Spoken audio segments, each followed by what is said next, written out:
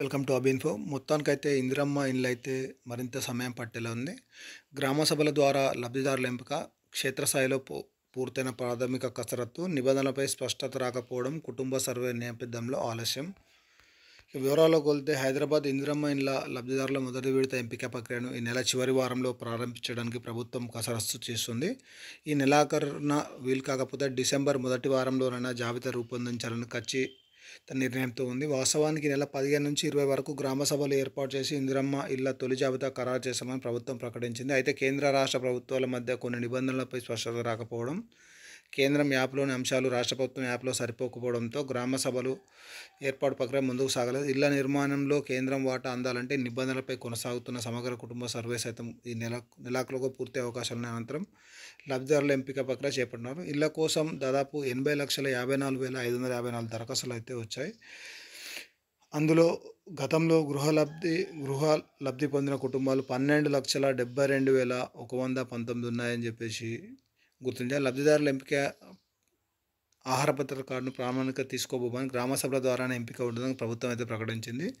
లబ్ధిదారుల ఎంపికలో కీలక పాత్ర పోషించే ఇందిరమ్మ కమిటీలు ఏర్పాటు అయితే పూర్తయిపోయింది. కేంద్ర ప్రభుత్వ సాఫ్ట్వేర్లలో గ్రామ పంచాయతీ కార్యదర్శుల వివరాలు నమోదు చేశారు. వీరి ద్వారానే లబ్ధిదారుల వివరాలను కేంద్ర వెబ్సైట్లో నమోదు చేయాల్సి ఉంటుంది. స్థలం ఉన్న వారికి మొదటి దశలో ఇందిరమ్మ ఇల్లు మంజూరు చేస్తామని ప్రభుత్వం స్పష్టత ఇచ్చింది. కనీసం 400 చదరపు అడుగుల విస్తీర్ణానికి తగ్గకుండా లబ్ధిదారులు ఇల్లు నిర్మించుకోవాలని చెప్పేసి ప్రభుత్వం 4 దశల్లో 5 లక్షలు చెల్లిస్తుంది.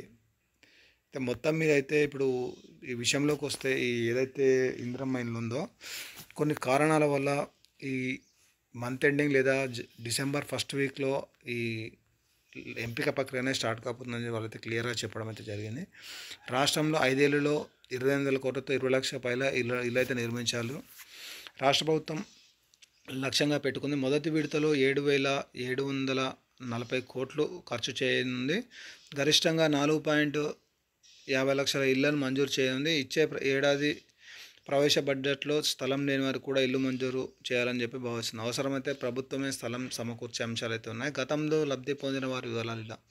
రాష్ట్రంలో 2004 నుంచి 2014 వరకు దాదాపు 23,85,188 మంది లబ్ధిదారులు అయితే వివిధ పథకాల్లో ప్రభుత్వ ఇళ్లలో అయితే మంజూరయ్యాయి. ఇందులో దాదాపు 19,32,100 ఇళ్లను పూర్తి చేసి లబ్ధిదారులకు అందించారు. దాదాపు 4,53,187 ఇళ్ళు వివిధ దశల్లో పురోగతిలో ఉన్నాయి.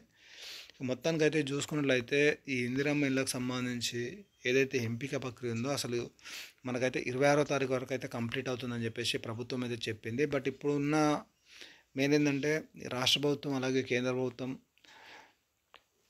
డాటా ప్రకారం కొద్దిగా మ్యాచింగ్ లేవని చెప్పేసి, అలాగే ఈ ఏదైతే సమగ్ర ఈ కుటుంబ సర్వే అవుతుంది కాబట్టి ఈ కార్యక్రమంలో కొంచెం బిజీగా ఉన్నారు. కాబట్టి ఇది అయిపోయిన తర్వాత అంటే ఈ మంత్ ఎండింగ్ కావచ్చు లేకపోతే డిసెంబర్ ఫస్ట్ వీక్లో కావచ్చు ఈ అర్హుల జాబితా అయితే వాళ్ళు ఈ గ్రామ సభ ద్వారా గుర్తిస్తారని చెప్పడం అయితే జరిగింది. మన ఛానల్ అయితే మీరు సబ్స్క్రైబ్ అయితే చేసుకోండి.